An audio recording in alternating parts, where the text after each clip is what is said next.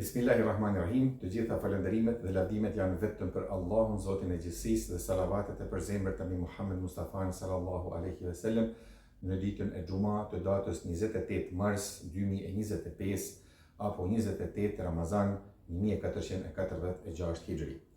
Vëllezër dhe motra, ditë nga një ditë dhe ja arritëm në fund. Na ka mbetur vetëm edhe një ditë për të agjëruar dhe për ta përfunduar këtë muaj të bekuar të Ramazanit. Si e kaluam dhe sa përfituam prej tij, atë e din secili vetë. Unë po pyes, a e shijuam ne muajin e bekuar të Ramazanit? A e shijuam namazin, leximin e Kur'anit, umren që ndoshta dikush pak mundësi ta kryej, lëmoshën që japëm?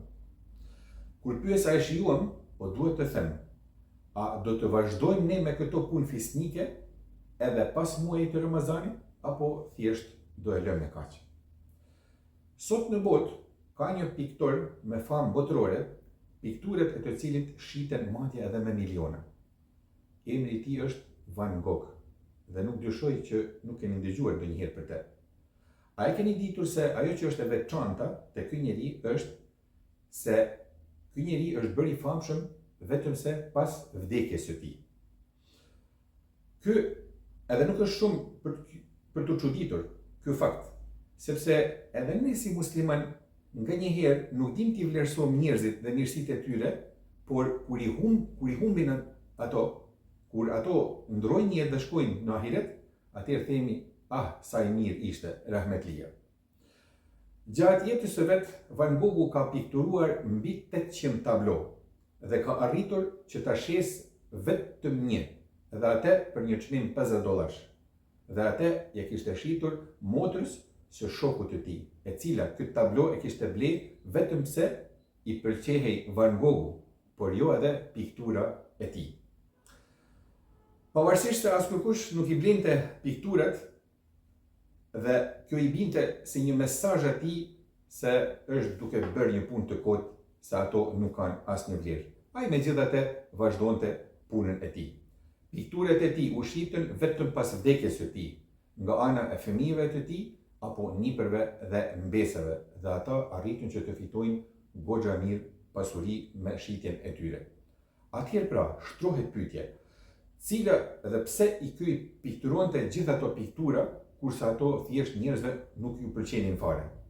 Ç'ishte ai motivi kryesor që këtë e shtynte që të vazhdonte punën e vet? E vetmja përgjigje ishte se ai e shijonte në maksimum punën e vet të cilën ai e bënte. Bile edhe pohonte dhe thonte, gjëja e vetme e cila më bën të lumtur në këtë botë është piktura. Tani, ne si musliman po themi, po qëse puna e njeriut është halal dhe e dobishme, s'ka rëndësi se si të shohin dhe si të vlerësojnë njerëzit e tjerë. Ka rëndësi që ti ta shijojsh atë që e bën. Dhe kjo ka kuptimin se nëse je duke bërë diçka të dobishme, dije se do të kenë sukses dhe do të përhapet qoftë edhe pas vdekjes tënde. E ku ka më mirë se sa njeriu të jetë në ahiret dhe të shijojë sevapet e atyre vepra të cilat ai do të mendojë se nuk i ka bërë vetë, por ato do të vinë dhe do ta çudisin njeriu nga erdhën. Si fund, po pyes, a i shijuam ne ibadetet gjatë Ramazanit? A u kënaqëm me to?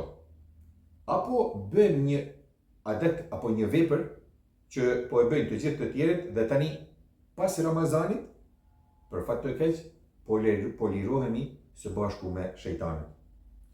Vëlla dhe motër besimtare, uroj që ato t'i kemi shijuar në maksimum, bile që të ndjejmë edhe një keqardhje që të muaj i bekuar po na shkon, dhe ku ta dim, a do ta presim të ardhshmen.